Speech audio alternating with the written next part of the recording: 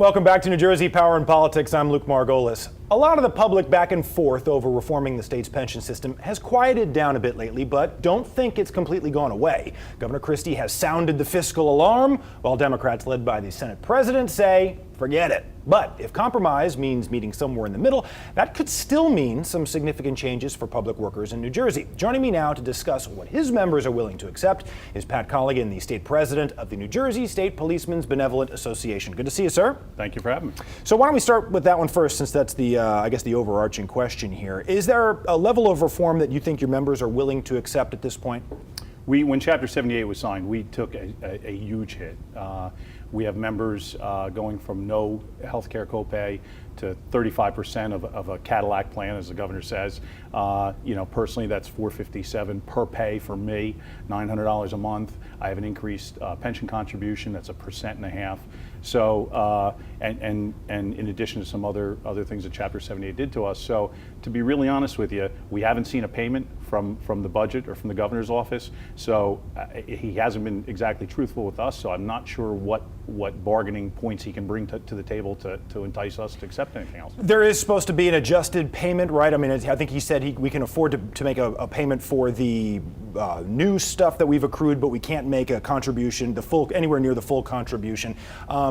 When you hear that, when you see that, is there a level of, I guess, what's the word that you would describe to explain your emotions to be? Is it betrayal? How do you guys feel in light of what has been done and where we are currently in this? Well, you have to remember, it was just a few short, as early as 8 or 9 years ago, where our funding levels on all the systems, you have to remember there's 5 separate systems, all the funding levels were near or at 100%, some in excess of 100%.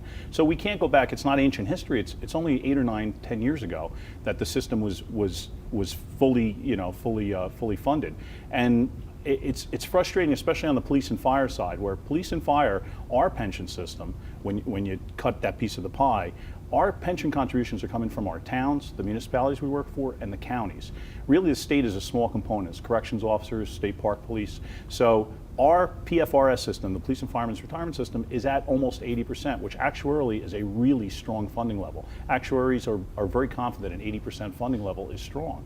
So, it's tough for me as a police and fire pension system member to say, yeah, we're willing to accept more. We're at a very strong funding level. There are a number of pensioners or other types of systems in the state here that are asking themselves the same thing too, and I think there's a lot of concern when the governor does his town halls. There's a lot of questions. Will my pension be there? Will it be? What are you doing to keep my pension alive? And the governor has said, look, changes are needed because we couldn't foresee some of the economic stuff that's going on here. I mean, certainly you must have some sympathy to the argument that we didn't count on a lot of people pulling their federal tax returns into the previous fiscal year. We didn't count on a lot of the things happening that the federal government have dictated to us, et cetera, et cetera.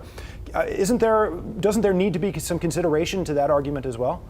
Well, the governor has really made no payment towards our system. He says that he's made the largest payment. He paid just what was needed to pay out this year. So there's been nothing against the debt of the system. And just an example, our contributions went from 8.5% to 10%, 1.5%.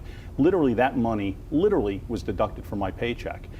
That was $56 million on the police and fire side that was supposed to go towards our pension system.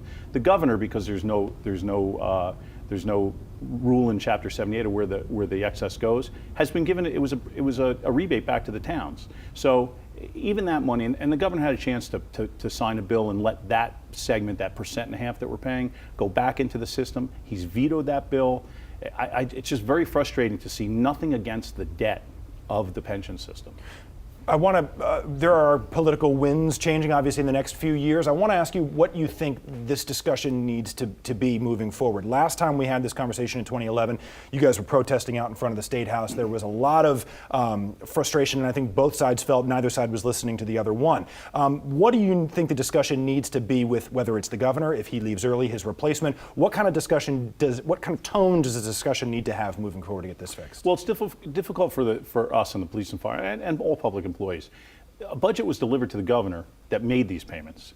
The governor vetoed it. He wasn't interested in the budget as was presented by the Democrats. But we know that there's some things that have to be done in the state to make that pension payment. We didn't get into public work, public employment because we were going to, Become make $1 millionaires? million. We got into it, especially on the police and fire side. It's more of a vocation than a job. But you knew that there was going to be very strong benefits, and you knew there was going to be a healthy pension. And now we're faced with, lower pay than the private sector. A compromised pension system and a compromised benefit system. We don't know what the commission report's going to say. One last one, and I want to shift gears for our final question with regard to the fight against heroin. We've done specials on it here on News 12 New Jersey, and I know that law enforcement officers have seen this early, and now they're seeing it build, and it's really, I think many people would consider it to be a crisis. I want to ask you just one last one. How are police officers dealing with what appears to be a new drug epidemic that we're seeing here in New Jersey? And give us a sense of what people are seeing on the street and how, you mentioned nobody gets into police and firefighting to be a millionaire, but you have to deal with the emotional trouble that goes along with something like this. Tell us about what officers are experiencing on the street here. We don't get to pick the calls we go on. It's not a pick and choose. You get dispatched and you go to a call, and unfortunately, I don't have to tell any of the listeners, the myriad of calls we go to. Drug overdoses, first of all, it's not just in the urban areas. It's in suburbia. You can go to a $3 million home for a heroin overdose. Heroin has gotten stunningly cheap. It's cheaper than marijuana. It is truly an epidemic. I applaud the Ocean County prosecutor for starting the whole Narcan, letting us carry the spray and deal with the overdoses. I think what happens is, though, the state has to at some point say, when we have an overdose, what are we going to do to get that person right?